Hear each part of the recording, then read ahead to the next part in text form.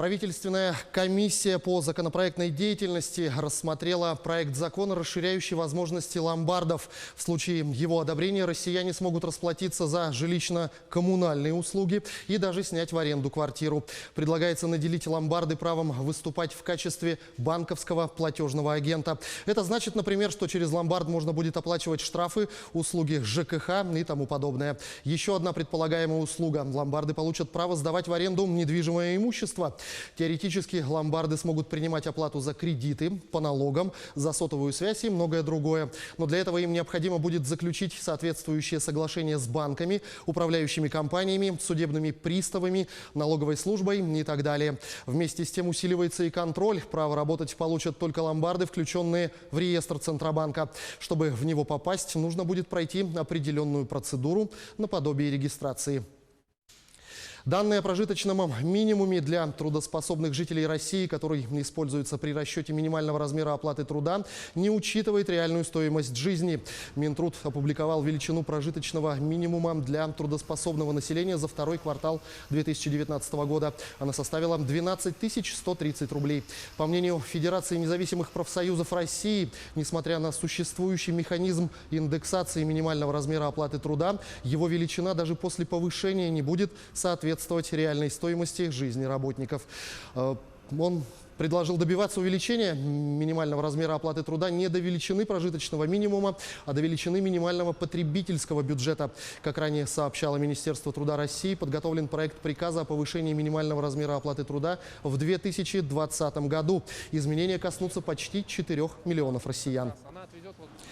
А тем временем уровень бедности в России в первом квартале 2019 года вырос до 14,3% против 14% в первом квартале прошлого года. За чертой бедности находится почти 21 миллион россиян.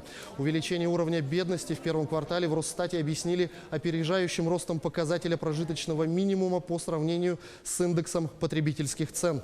Величина прожиточного минимума увеличилась на 7,2%, а инфляция в первом квартале составила 5,2%. По оценке Росстата, при росте величины прожиточного минимума соразмерно уровню инфляции, доля населения с доходами ниже прожиточного минимума осталась бы неизменной. По итогам первого полугодия текущего года коммерческий рынок лекарств сократился почти на 4%. Провальным для аптечных сетей стал июнь. Продажи упали на 4,7%. В денежном выражении падение составило 73,9 миллиарда рублей. Аналитики связывают падение трат на лекарства со снижением реальных доходов населения. Траты с января по май снизились на 3,7% по сравнению с аналогичным периодом прошлого года. Больше всего россияне стали экономить на лекарствах от заболеваний кожи.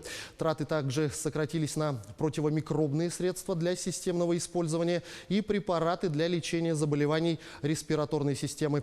Ранее министр здравоохранения страны Вероника Скворцова объявила о планах ввести систему скидок на лекарственные препараты для всех граждан. До 2023 года планируется полностью решить проблему с доступностью лекарств для льготников. Минкомсвязь рассчитывает на 3 года раньше заявленных сроков подключить к высокоскоростному интернету все социально значимые проекты в стране. Об этом сообщил министр цифрового развития, связи и массовых коммуникаций Константин Носков. Благодаря этой программе высокоскоростной интернет придет во многие удаленные и труднодоступные районы, где раньше его не было. Мы подключим все социально значимые объекты до конца 2021 года, а не до конца 2024, как поручал президент, рассказал Константин Носков. Таким образом, задача, по его словам, будет выполнена в более короткие сроки. Подключение к интернету социально значимых объектов идет в рамках федерального проекта «Информационная инфраструктура» нацпрограммы «Цифровая экономика». В списке школы и учреждения среднего профессионального образования, фельдшерско-акушерские пункты, отделения полиции, Росгвардии, пожарные части, военкоматы, органы государственной власти и местного самоуправления. В России существует нехватка рабочих со средним или среднеспециальным и высшим техническим образованием. На нее пожаловались специалисты по поиску персонала. Как отмечают исследователи, в 43% случаев не хватает рабочих со средним или среднеспециальным образованием, к которым относятся токари, слесари, техники на заводе и другие. На этом у меня пока все. Оставайтесь в курсе экономических событий на Якутия 24.